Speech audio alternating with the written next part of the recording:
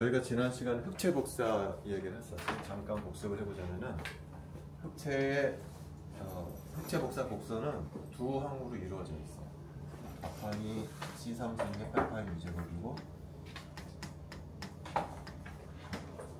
뒷항이 뭐냐면은 그 빛을 만들어내는 오실레이터의 평균 에너지라는 거예요. 근데 쟤를 구하는 방법이 두 가지가 있다는 거예요. 얘가 연속이냐, E라는 변수가 연속이냐 불연속이냐에 따라서 식이 달라져. 얘가 만약에 연속이다 그러면 어떤 식을 써야 되냐면은 이런 적분식을 보여요.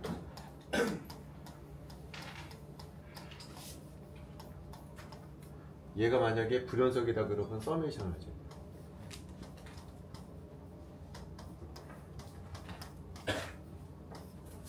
두 개의 결과가 다르다. 근데 실험 결과를 잘 설명해주는 식은 어떤 식이었냐면은 플랑크가 제안한 이 식이었다는 거죠. 근데 가장 중요한 점은 뭐냐면 빛이 만들어낸 오실레이터의 포텐셜 에너지가 이렇게 표현이 되면은 이 오실레이터가 가질 수 있는 에너지가 연속이 아니고 불연속적인 에너지만 이렇게 가질 수 있다. 이 에너지가 E는 NH다. 이런 불연속적인 에너지 주인을 갖는다고 가정을 하고 서메이션을 통해서 평균 에너지를 구해야 원래 실험식하고 잘 맞아 떨어지게 된다. 이때 이 간격이 얼마가 되냐면은 바로 HU가. 그래서 오실레이터가 빛을 방출할 때는 요만큼의 에너지가 최소다. HU만큼의 에너지를 단위로 에너지를 주고받는다라는 것이 흑체 복사식의 결론이었어요. 자, 오늘은 두 번째 얘기를 할 텐데, 두 번째는 뭐냐면은 두 번째 설명이 안 됐던 현상은 또 뭐냐면은 광전. 자, 광전 효과는 뭐냐면은 여기 이렇게 메탈이 있으면은 바깥에서 빛을 쏴줘요. 주파수가 N이에요. 그러면 이 메탈에서 전자가 떨어져 나와요. 그리고 이 전자는 특정한 키네틱 에너지를 갖고 이제 떨어져 나가는 현상을 광전 효과라고 불러요. 근데 광전 효과 현상은 굳이 양자역학을 들먹이지 않더라도 설명이 되는 현상이에요. 왜 그러냐면은 우리가 전자가 어떻게 붙잡혀 있냐면은 핵의 인력에 붙잡혀 있다는 거죠. 이 전자를 떼어내기 위해서는 이 전자가 붙잡고 있는 인력을 극복하고 전자를 떼어내야 돼요.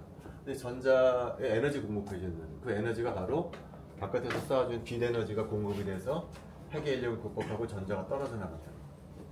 근데 예를 들어서 내가 빛을 근데 그때 그 당시 알려져 있던 파동설에 의하면은 빛이라고 하는 파동이기 때문에 이렇게 파형을 그릴 수가 있어요. 그때 빛의 에너지는 그 당시 알려져 있던 지식에 의하면은 진폭 있잖아요. 진폭의 제곱에 비례하는 양이 빛이 갖고 있는 에너지입니다. 그럼 만약에 어떤 빛을 쏴줬는데 전자가 떨어져 나가지 않은, 그 말은 무슨 얘기냐면 이 빛에 충분한 에너지가 공급이 되지 않았기 때문에 얘를 떨어뜨리기 위해서는 무슨 일을 하면 되냐면은 진폭을 늘려주면 됩니다. 이 진폭을 늘려주면 다시 말하면 강한 빛 혹은 밝은 빛을 쏴주게 되면은 무슨 경우든 전자가 떨어져 나가게 된다는 것이 예측이었었는데 그렇지가 않다라는 거예요. 실제 실험을 해보니까 뭐가 존재하냐면은 트레시홀드 프리퀀시라는 게 있어서 어떤 특정한 주파수가 있어. 이 주파수보다 작은 주파수를 쏴주었을 때는 이 빛의 인텐서티를 아무리 증가시켜주더라도 전자가 떨어져 나가지 않는 거예요. 반면에 이거보다 주파수를 넘게 되면은 아무리 작은 인텐서티 빛을 쏴주더라도 전자가 떨어져 나가더라고요. 그럼 빛의 인텐서티는 무슨 역할을 하냐?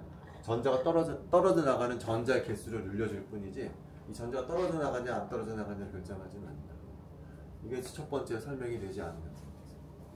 두 번째 현상은 뭐냐면은 아까 전자가 떨어져 나갈 때 키네틱 에너지를 갖고 떨어져 나간다고 했잖아요. 근데 그 키네틱 에너지는 고전 역학에 의하면 무엇에 의존할 거냐면은 빛의 인텐서티에 의존할 거예요. 왜냐하면 빛에 제공되는 빛의 양이 바로 인텐서티 혹은 진폭의 제곱에 비례할 것이기 때문에 그 전자가 갖고 나가던 에너지도 마찬가지로 뭐에 비례할 거냐면은 빛의 인텐서티에 비례할 것이라고 예상을 했는데 그게 아니더라. 그게 아니고 뭐에 비례하냐면은 빛의 주파수랑 상관이 있더라라는 거죠. 자, 세 번째는 뭐냐면은 자, 빛은 파동이거든요. 그래서 예를 들어서 내가 이 전자를 떼어내는데 예를 들어서 100만큼의 에너지가 필요하다고 한번 해봅시다. 100만큼. 근데 그 에너지를 공급하는 놈은 파동의 형태야. 파동이라고 하는 것은 이게 시간이라고 그러면 시간적으로 이렇게 퍼져 있는 거잖아요. 예를 들어서 요만큼의 파동에 이게 2초인데 200의 에너지를 갖고 있다고 해봅시다. 2초 동안의 파동 안에 200이라는 에너지가 들어갔다라고 그러면 얘는 몇 초 동안만 빛을 쏴주게 되면 전자가 튀어나가냐면 1초 정도 빛을 받으면 전자가 튀어나가요. 1초보다 작을 때는 전자가 튀어나가지 않다가 1초가 되면은 전자가 떨어져 나가. 왜 그러냐면 얘한테는 필요한 에너지가 100이거든요. 2초 동안에 200의 에너지를 갖고 있기 때문에 1초 동안만 기다리면 전자가 튀어나간다는 거지. 그러니까 딜레이 시간이 있다는 거예요. 딜레이. 지연 시간이 있다는 거예요. 빛으로부터 충분한 에너지를 공급받기 위해서는 지연 시간이라는 게 필요한 거예요. 왜 그러냐면 파동이기 때문에. 입자였다 그러면 그러지 않아요. 입자는 맞자마자 튀어나갈 거 아니에요. 근데 이게 파동이기 때문에 지연 시간이 있어야 될 것 같은데 실제 실험을 해보면 지연 시간이 없어. 이게 주파수가 스레시홀드 주파수를 넘게 되면은 아무리 약한 빛을 쏘아준다고 하더라도 쏘자마자 바로 전자가 튀어나가더라고요. 그러니까 지연 시간이 없었더라고요. 그래서 이 광경 효과에 대해서 이 세 가지 현상이 설명이 되지 않고 있었어요. 그때 누가 등장하냐면 이제 아인슈타인이 등장을 해서 이 세 가지 한 큐에 설명하는 이론을 만들어요. 어떻게 설명하느냐? 주파수가 뉴인 빛은 에너지가 H 뉴인 알갱이랑 똑같다. 주파수가 뉴인 빛은. 그러면은 요 H 뉴라는 빛을 쏴줬을 때 이 전자는 그 에너지를 두 가지로 활용을 해요. 첫 번째는 파이라고 하는 것은 뭐냐면 아까 핵에 전자가 붙잡혀 있다고 그랬잖아요. 요 핵의 인력을 극복하는 데 필요한 에너지를 파이라고 표현할 거예요. 워크 펑션 그런 걸로 보통 표현해요. 요거는 뭐냐면은 이 전자 핵의 인력을 극복하는 데 필요한 에너지. 여분 에너지는 어디에 쓸 거냐면은 아까 전자가 키네틱 에너지 갖고 튀어나간다고 그랬잖아요. 여분은 키네틱 에너지로 갖고 나간다. 그럼 이 식에서 K를 왼쪽으로 옮기게 되면은 이런 식을 얻게 됩니다. 그래서 K를 Y축으로 놓고요. U를 X축으로 놓으면은 우리가 그래프를 그릴 수가 있어요. 그래서 이 식을 그래프로 그려주게 되면 어떤 모양이 되냐면은 이런 모양이 돼요.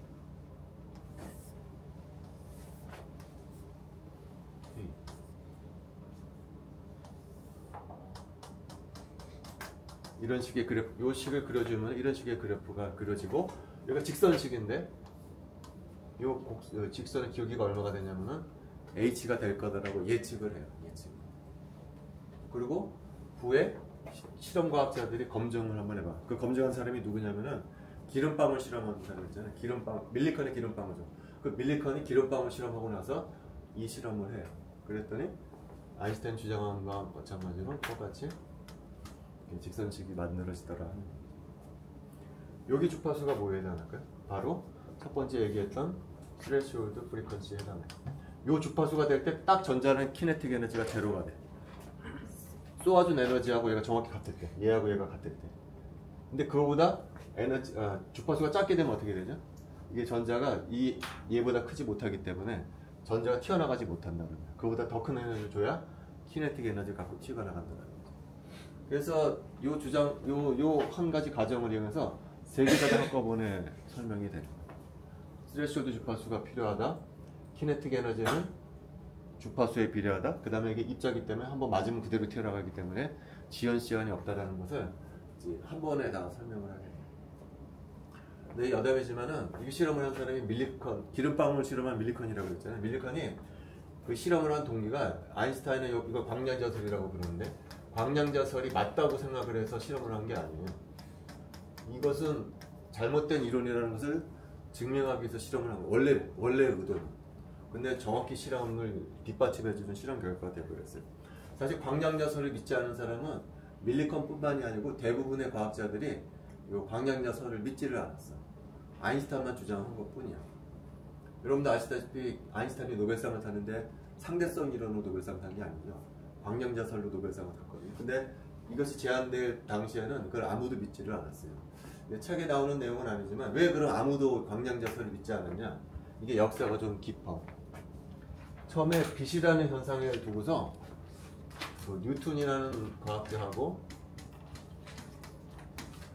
하이원스라는 과학자가 그 빛의 정체를 가지고 싸웠어요. 하이원스는 빛을 뭐라고 생각했냐면은 파동이라고 생각한 학자인 반면에 뉴턴은 빛이 입자라고 생각을 했어요.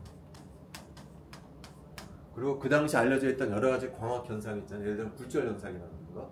그 당시 알려져 있던 모든 광학적인 현상은 파동설로도 설명이 되고 입자설로도 설명이 됐었어. 어떤 부위를 더 위에 있다고 말할 수가 없었는데 여러분들이 잘 알다시피 하이언스보다는 누가 더 유명했냐면은 뉴턴이 더 유명했거든요. 그래서 모든 과학자들은 뉴턴의 입자설을 신봉을 했어요. 그래서 1600년대 말, 1700년대 온통, 1700년대 온통 과학자들은 빛을 입자설로 설명을 하고 있었더라. 그러다가 1800년이 되면서 입자설의 균열이 생기기 시작해. 가장 중요한 실험이 뭐냐면은 영의 이중슬릿 실험이었어요. 이중슬릿 실험은 무엇을 의미하는 거냐면은 빛이 간섭 현상을 한다는 얘기거든요.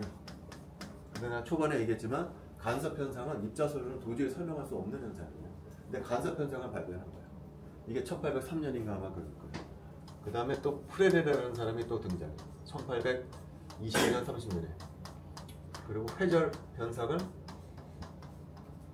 또 설명을 해. 간섭 현상이나 회절 현상은 입자설로는 도저히 설명할 수 없는 현상이에요. 세 번째는 피조하고 푸코라는 과학자가 빛의 속도를 측정해요. 빛의 속도 측정. 특히 물속에서의 빛의 속도를 측정. 이게 상당히 중요한 역할을. 왜 그러냐면은 아까 제가 이게 처음 제안됐을 당시에는 모든 광학 현상을 입자설로도 설명하고 파동설로도 설명할 수 있다. 그 중에 하나가 굴절 현상이에요. 굴절. 빛이 이게 공기고 이게 물이다.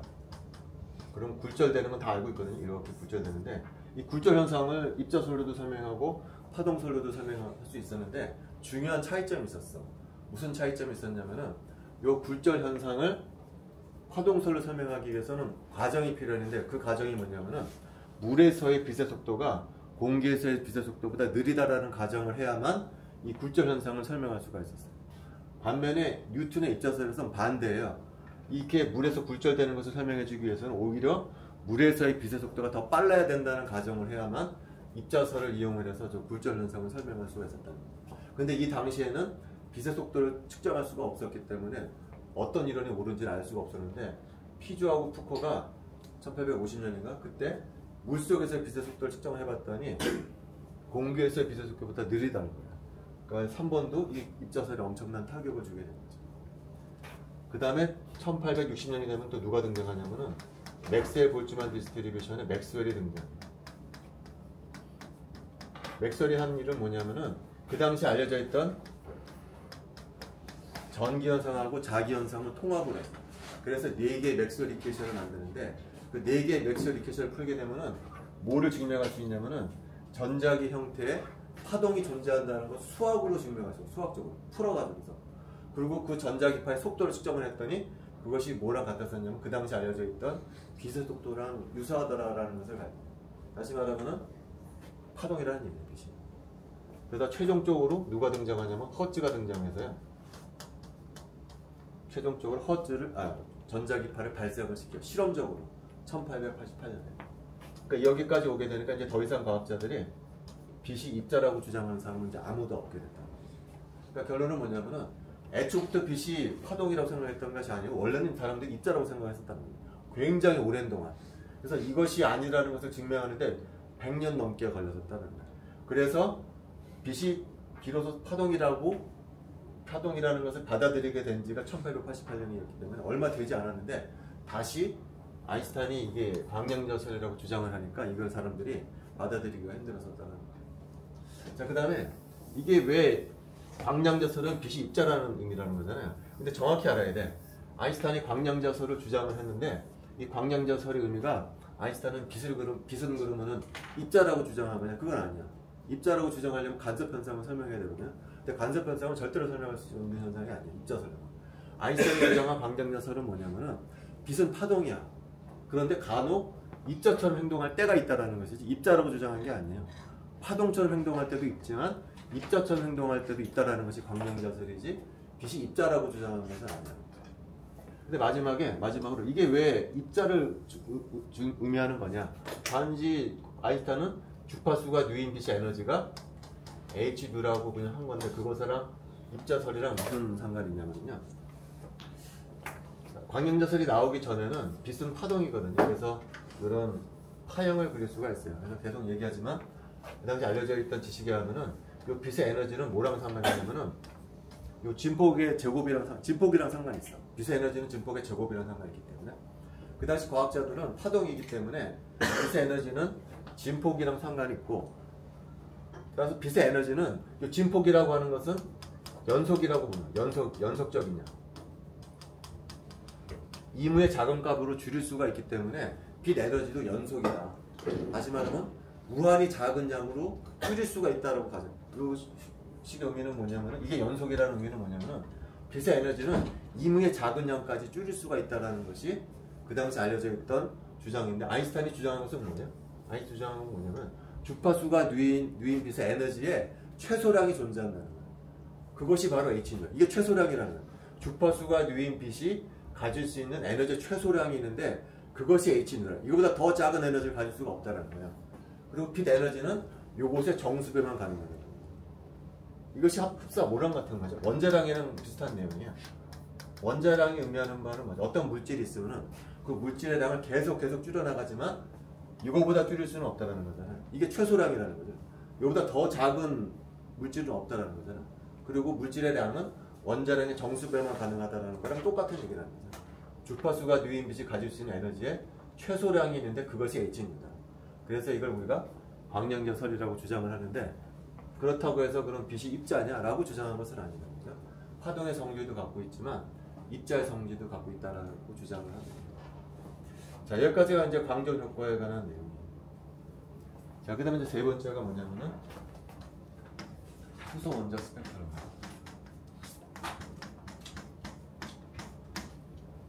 자, 수소 원자 여러 가지 모델이 있는데 러더포드 모델이 있죠. 러더포드 행성 모델이라고 해서 핵이 있고 전자가 있어요.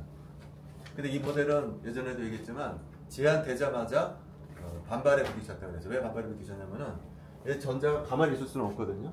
왜냐면 핵의 인력에서 잡아당겨지기 때문에 핵으로 붕괴하지 않기 위해서는 얘가 회전을 해야 돼. 그래야 원심력이 생겨서 떨어지지는 않거든요.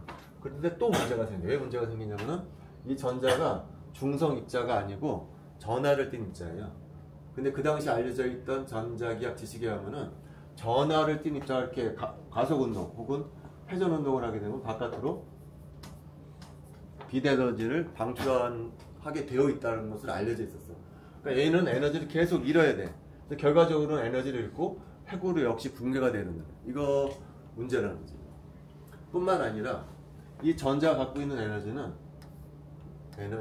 키네틱 에너지에다가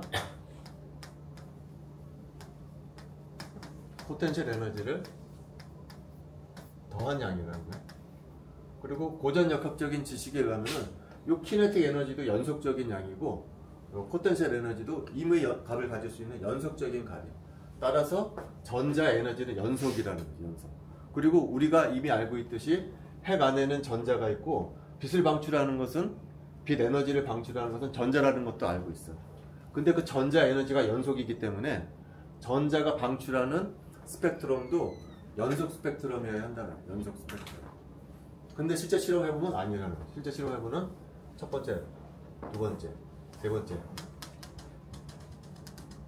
불연속 스펙트럼이 나오거든요. 불연속 스펙트럼. 그래서 이런 현상들을 설명하지 못하고 있는 상황이었어요. 그때 이제 보호가 등장을 해서 양자역학이라는 개념을 이제 만들어서 설명을 하게 돼요. 그래서 이제 보호 이론을 얘기할 텐데 보호 이론을 얘기하기 전에 일단 스펙트럼이 이제 측정이 됐는데 이때 이제 여기는 몇 나노미터다, 여기는 몇 나노미터다, 여기는 몇 나노미터 이렇게 값이 나와 있겠죠. 그 숫자 가지고서 식을 만들어낸 사람이 있어. 가시광선 대역에서 나오는 수소 원자 스펙트럼의 위치를 가지고서 식을 하나 만들었어. 그게 누구냐면은 발머. 1학년 때 배웠던 발머가 이 사람 단지 이 값을 숫자로 생각을 하고서 식을 만들었는데 그 식이 엄청나게 잘 맞는 식이에요. 이 식이에요. 화작이 있으면은 이렇게 됩니다.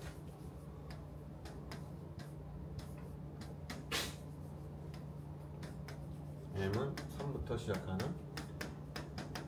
점수다. 그래서 M에다 3 대입하잖아요. 첫 번째 라인의 파장이 정확히 계산이 돼요. M에다 2 대입하잖아요. 정확히 4 대입하면. 그래서 이런 식으로 이 스펙트럼을 엄청나게 잘 설명해주는 실험식을 하나 만들어내. 굉장히 잘 맞는 식이야. 그 후에 누가 등장하냐면 리드버그라는 사람이 등장해요.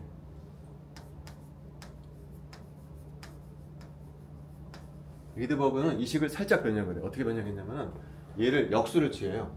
그러면 남다분의 1이 되겠죠. 그리고 a분의 1이 되겠죠. 그래서 m제곱분의 n제곱 빼기 4는 1 빼기 m제곱분의 4 이렇게 됩니다. 그 다음에 4를 바깥으로 빼요.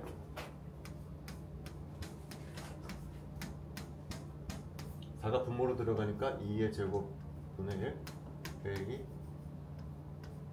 이렇게 만들어놔.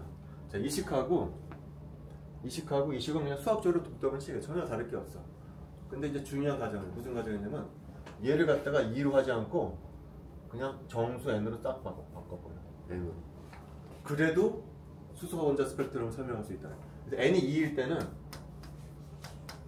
때가 바로 발머의 시리즈일 때라는 거죠. 근데 n이 2일 때뿐만이 아니고 n이 1일 때도 수소 원자 스펙트럼이 나오는데 그걸 설명할 수가 있어요. 이걸 뭐라고 그러죠? 이걸 리만 시리즈라고 그래요. n이 2일 때는 아까 발머라고 했죠. 가시광선돼요. 근데 n이 3일 때도 설명해줘. 이때는 어떤 시리즈를 설명해냐면은 하센 시리즈를 설명해 주더라. 그래서 이 식을 하나 만들. 그 다음에 a분의 4 대신에 이거 갖다가 자기 이름을 따서 r로 싹 바꿔버려요. 그래서 수소 원자에서 나온 스펙트럼은 이런 식으로 다 설명이 되더라 라고 주장을 하게 돼요. 자, 이때 과학자들이 파동 그러면은 보통 주파수가 얼마냐 파동이 얼마냐 그렇게만 얘기하다가 이 식으로부터 깨달은 게 있어요. 얘보다 더 중요한 것이 람다분의 1이라는 물량이 굉장히 중요한 역할을 한다는 것을 이때 처음 알게 돼요. 그래서 람다분의 1을 새로 기호를 만들어줬어.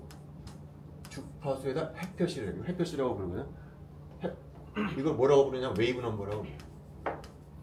웨이브 넘버라는 것이 웨이브 넘버라는 물량이 굉장히 중요한 역할을 하고 있다는 것을 이때 알게 돼요. 그래서 이걸 기호로 주파수에다 햇볕이를 해서 표기를 하게 되겠어요. 그래서 어쨌든 이런 식을 만들었다는 거죠. 그리고 이 R 값이 얼마인지도 이제 측정하게 됐어요. 이 R은 단위가 뭘까요? R도 단위가 웨이브 넘버의 단위가 얼마가 될까요? 웨이브 넘버는 람다분의 1이잖아요. 단위가 어떻게 될까요? 미터 역수 이렇게 되겠죠. 왜냐면 화장은 미터 단위니까 역수니까.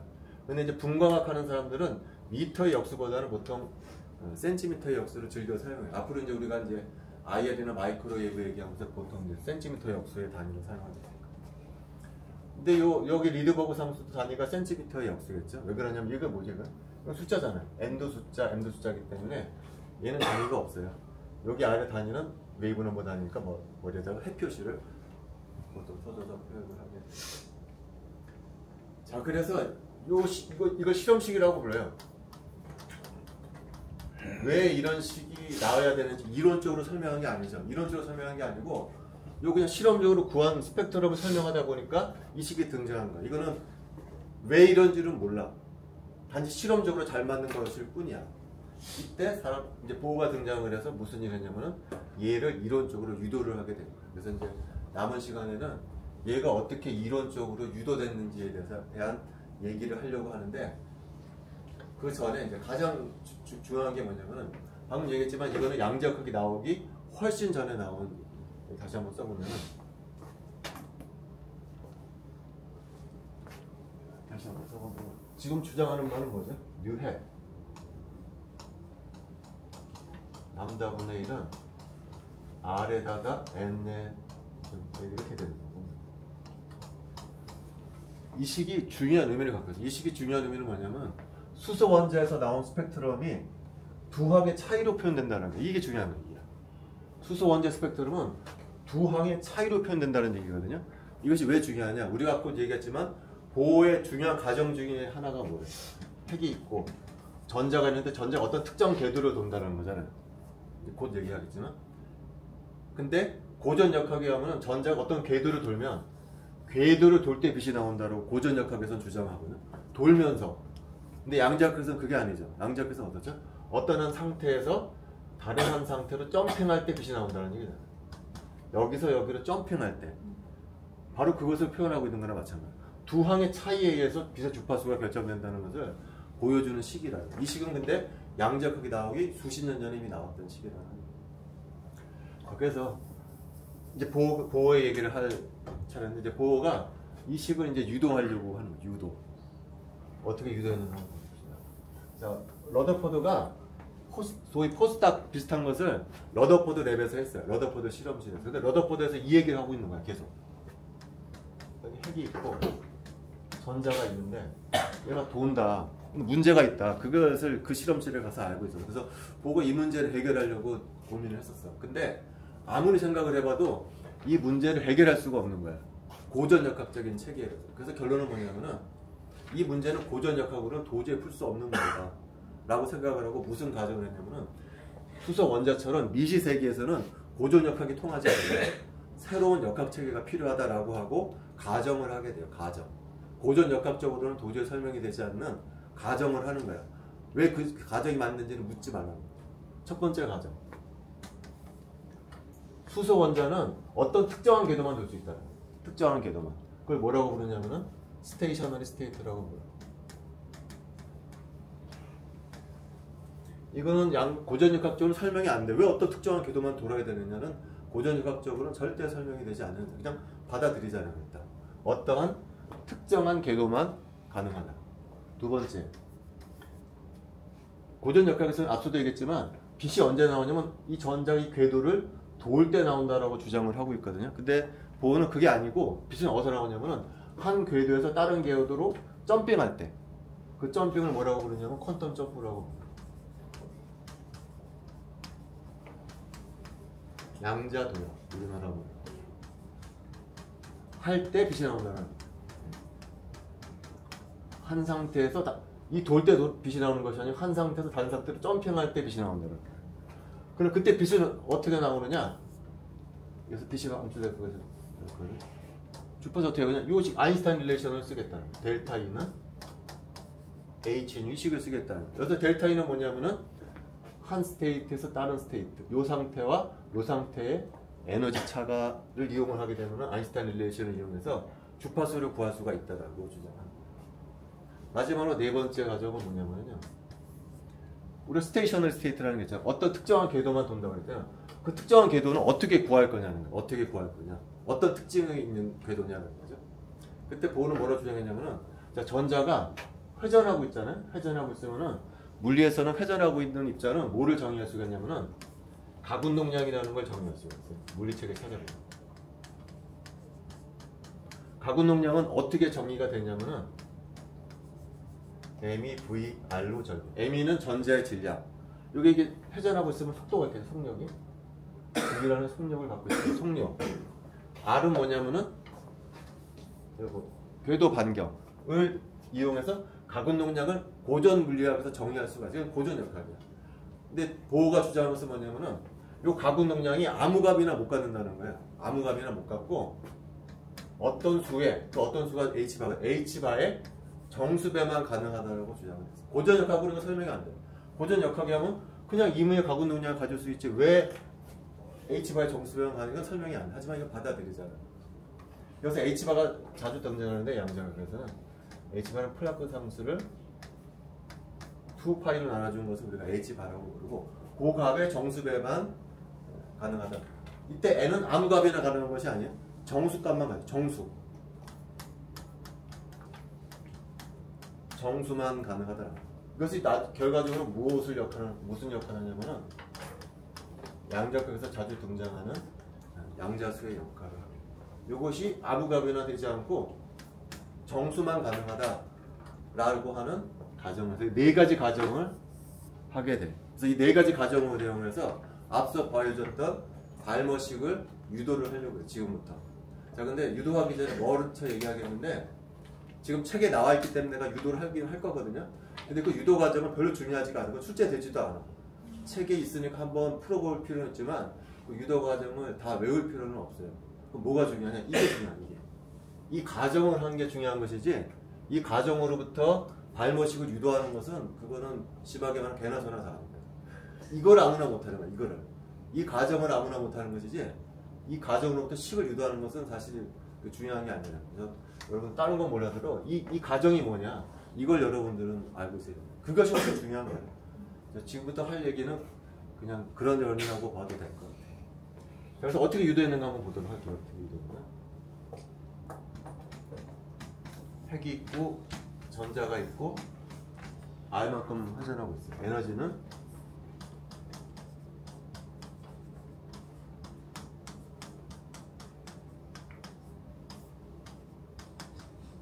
이렇게 이거 고전역학에서 나오는 얘기죠.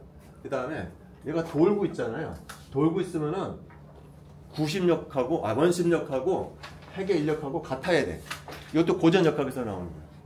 그러니까 R분의 M이 V제곱이 원심력은 회전하고 있는 입자의 원심력은 이렇게 돼. 얘가 뭐랑 같아야 되냐면 이 쿨롱 포스 있잖아요. 잡아당기는 힘하고 균형을 이뤄야 돼.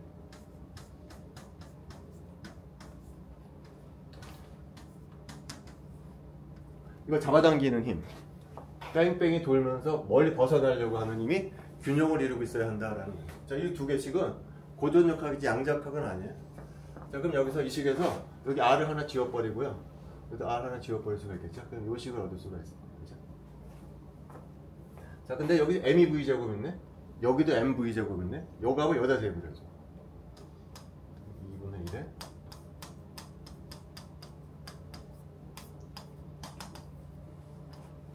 그다음 얘도 또 4파이 쓰는 거죠.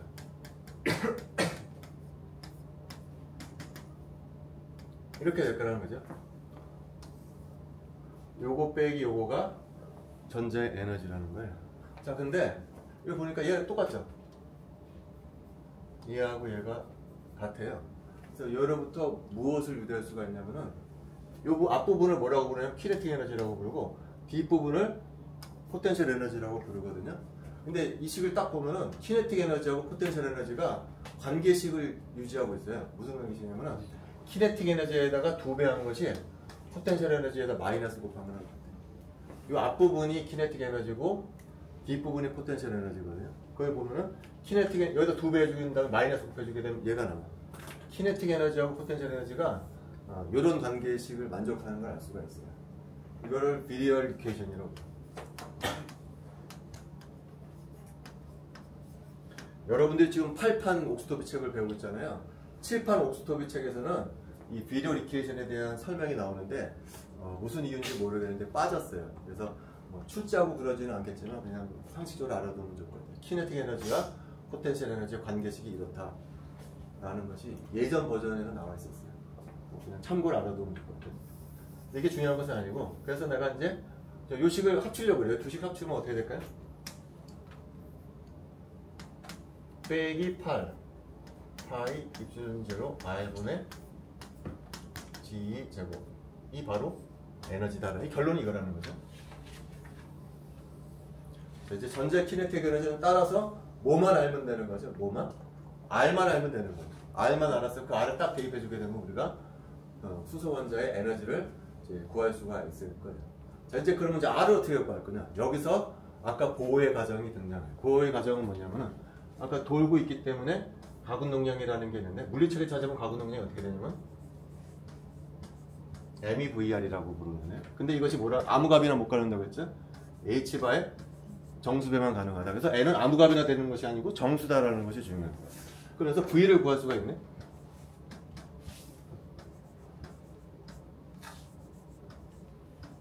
이렇게 해야 되겠네요. 그죠? 요 값을 어디다 대입할 거냐면은 여기다 대입을 해줘요. 그래, 여기다가. 자, 그러면은 어떻게 되느냐?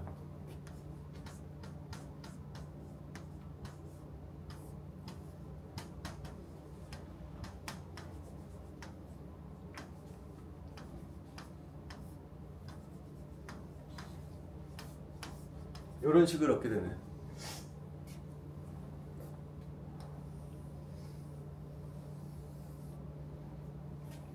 요 식에서 뭐를 구할 수 있을까요?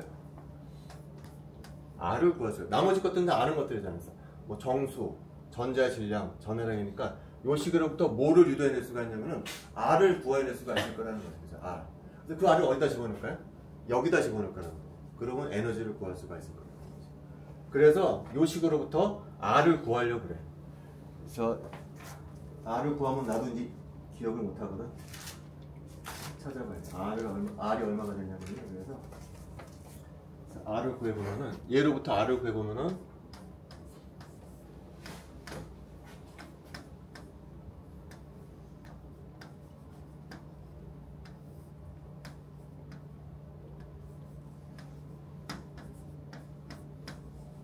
이제 이런 식을 얻게 되더라. 얘로부터 세컨스라고 하게 되면 이제 요 식을 얻게.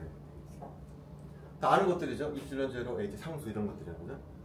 그리고 이것은 R은 무엇에 의존하죠? N에 의존하죠. N에 그래서 R은 양자수 N에 의존하게 됩니다. 아무 값이나 못 가는다는 거죠. R이 아무 값이나 못 가지 않고 정수 N에 따라서 특정한 값만 가질 수가 있다. 이게 바로 스테이셔너리 스테이트가 됩니다.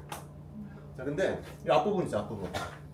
앞부분 다 아는 상수들이거든. 입술련 제로, H, 파이, 2, 뭐 M 이런 거 다 아는 것들이잖아요. 계산할 수가 있어.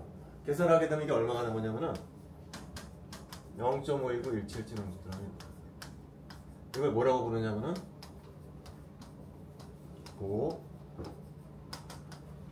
레디우스라고 부른다. 그래서 여러분들이 상식적으로 알면 기억해주면 좋아요. 수소 원자의 반지름은 0.519 옹스트롬에다가 G분의 N제곱이다. 뭐 상식적으로 알아두면은 좋을 것 같아. 알아두면 좋더라고요. 그래서 어쨌든 R을 구했다라는 거. R. 중요한 것은 R은 아무 값이나 못 갖는다는 거죠. N에 따라서 다른 값을 갖게 돼. 불연속적인 값을 갖게 돼. 궤도가. 그 R을 이제 어디다 집어넣을까요? 여기다 집어넣을 거나 여기다 주면 다시 에너지를 이제 구할 수가 있게 된다. 그래서 그 에너지 구해보면은 어떻게 되느냐? 이것도 내가 외우지 못하기 때문에 책에 있는 거 그대로 이렇게 빼기.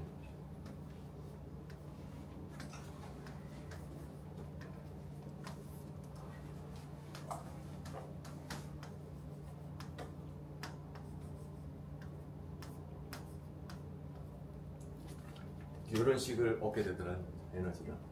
에너지도 마찬가지죠. 앞부분이죠. 앞부분 어떤 숫자일 거예요. 아는 값들이잖아요. E, M2, 입술은 H. 이게 다 아는 값들이거든요.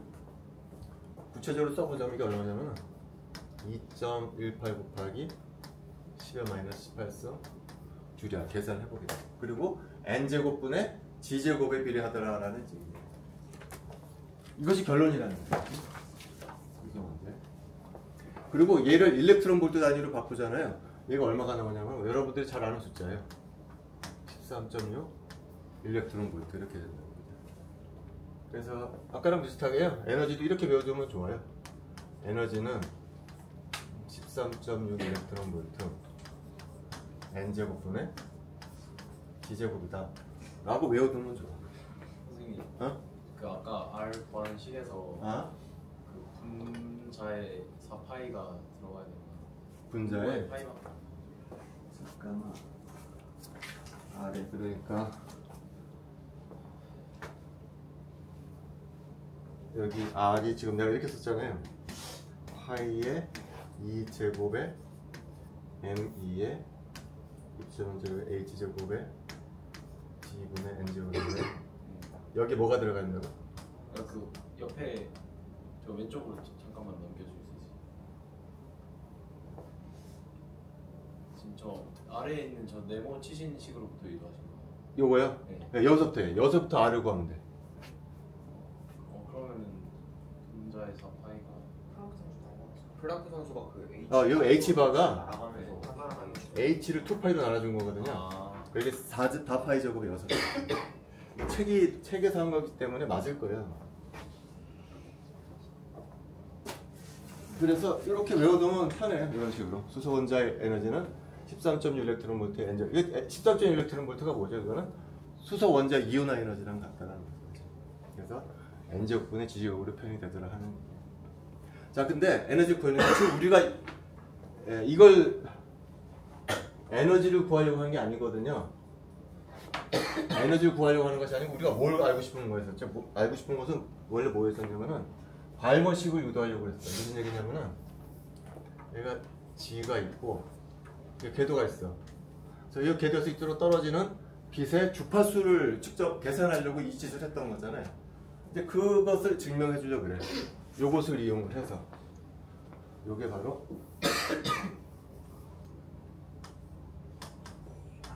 이렇게 된다는 거죠. 그래서 요 식을 이용을 해서 여기서 나오는 빛의 주파수를 측정을 하자라는 그거를 유도하려고 한다는 거죠. 그때 어떻게 나와야 되죠? 주파수가 이런 식으로 나와야 된다는 거죠. n의 제곱분의 1 빼기 m의 제곱분 이런 형식이 나오도록 유도하고 싶은 거예요. 지금 진짜로 하고 싶은 거죠. 그래서 우리 이제 이걸 구해서 할 수가 있다. 자, 그러면은 이 식으로부터 이 주파수가 어떻게 계산되느냐 하고 그거는 아인슈타인 릴레이션을 사용한다. 아인슈타인에 의하면은 hν 뭐라고 그랬냐면은 델타 E라고 그랬었죠. 델타 E는 어떻게 되냐면은 한 상태에서 다른 상태로 전이할 때 그 에너지 차이. 요걸 그래서 내가 이니셜 스테이트의 양자수라고 부르고요. 얘는 파이널 스테이트의 양자수라고 해요. 이니셜 스테이트에서 파이널 스테이트로 갈 때 나오는 빛의 주파수를 계산하자라는 얘기예요. 이건 어떻게 될까요? 뭐 이렇게 되겠죠. 아이고 이게 델타가 아니죠. 이니셜 스테이트 에너지에서 파이널 스테이트 에너지. 이니셜 스테이트 에너지는 이것만 집어넣으면 되겠죠. 여기서 빼기 한 입실론 제로의 제곱 h의 제곱 2, 4승 m2 g제곱이 들어가 있고요. 그 다음에 n i의 제곱분의 1 이렇게 해주면 돼요. 그래서 뭐를 빼주죠? 파이널 스테이트 에너지를 빼줘야 되잖아요. 그럼 다 똑같은데 뭐만 집어넣어줘요? 여기다가 n이 nf로만 들어갑니다. 그래서 여기다 빼기 이렇게 해주면 될 거라. 이것이 뭐냐면은 hν랑 같을 거라. 근데 이게 마이너스가 있잖아요. 마이너스. 그래서 마이너스를 이쪽에 집어넣어주게 되면 이게 ni가 아니고 nf가 되고 이것이 ni 이렇게 될 거라. 그리고 h는 어떻게 집어넣을 거예요? h가 왼쪽에는 오른쪽으로 넘어가면은 이렇게 되네. 그래서 결론은 이거다라는 거죠. 그래서 우리가 앞서서 얘기했던 그 리드버그식을 유도할 수가 있고 요 놈이 뭐 바로 리드버그 상수 R이다라는 이거를 이론으로 설명했어. 그럼 이제 체크해 볼 수가 있겠죠. 여기 R은 다 알려진 상수들이잖아요. 입실론 제로 H, M이 2니까 이 값을 계산해 볼 수가 있죠. 공책으로. 그리고 아까 리드버그는 실험적으로 구한 값이 있을 거 아니야. 리드버그는 실험적으로 구했고 그거는 이론적으로 계산한 값이잖아. 그걸 비교를 해봤더니 잘 맞더라. 그래서 그거가 그 네 가지 과정을 이용해서 수소 원자 스펙트럼을 설명을 했다라는. 하지만 계속 강조하지만 이거 유도하는 게 중요한 게 아니에요. 유도하는 게 중요한 게 아니고 뭐가 중요하냐면은 이게 훨씬 중요해요. 어떤 과정을 했느냐. 이 과정은 아무나 하는 게 못하는 거예요. 자, 그래서 수소 원자 스펙트럼을 엄청나게 잘 설명을 했어. 하지만 모든 위대한 이론이 나오면은 혹독한 검증 과정을 거쳐야 돼. 혹독한 검증 과정. 이것도 검증 과정을 거쳤어. 1년의 북무학자들이 이의를 제기를 했어. 어떤 이의를 제기했냐면은 그래서 수소 원자의 에너지는 어떤 상수가 있고 n제곱분의 g제곱이죠. 그죠? n제곱분의 g제곱에 따라 달라. 그래서 여러분 기억해야 될 것은 뭐냐면 여기 리드버그 상수에 뭐가 들어가죠? 전자의 질량이 들어간다는 것을 기억을 해줘야 돼. 그 다음에 n제곱분의 g제곱이라는 g의 제곱에 비례하다는 거죠. 분과학자들이 어떤 이의를 제기를 했냐면은 그래? 그러면은 수소 원자의 에너지 준위하고 헬륨 플러스 에너지 준위를 한번 그려보자라는 거예요. 수소나 헬륨 플러스나 다 단전자 원자거든요. 차이점은 뭐죠? 얘는 G가 1이고 얘는 G가 2예요. 그래서 아까 그 식을 이용해서 수소 원자 에너지를 쭉 그려봐. 그러면 N이 1일 때 이거 뭐 시선점 일렉트론부터 해야 되겠죠. 그 다음에 N이 2일 때 그 다음에 N이 3일 때 쭉쭉쭉 에너지 준위를 그려봐. 요 식에 근거해서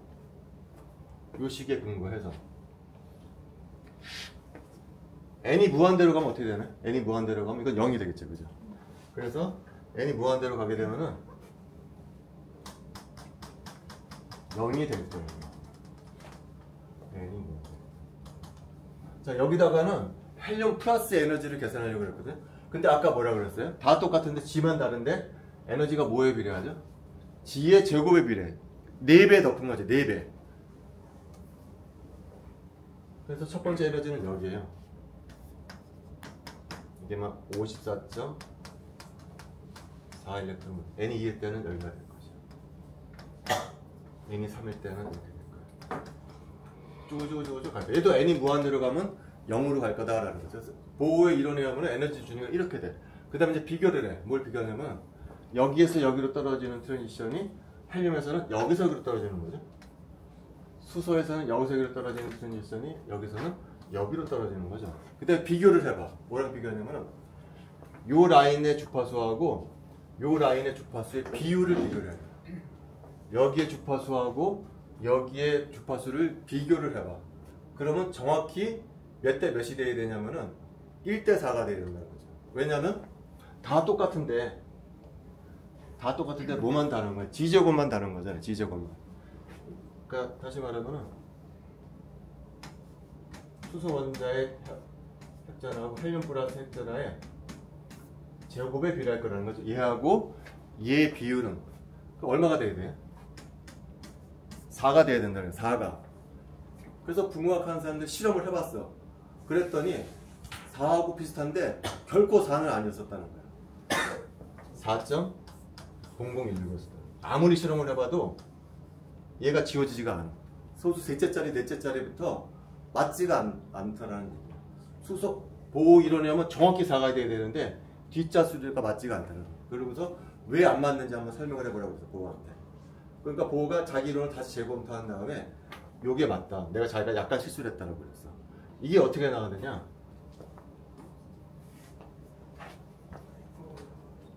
이게 어떻게 나온 거냐? 여기서 나온 거야. 아까 주의할 게 여기 M2가 나온다 그랬지. 이 M2가 어떻게 나온 거냐면요. 이 이론을 유도할 때 굉장히 중요한 과정을 하나 했어요.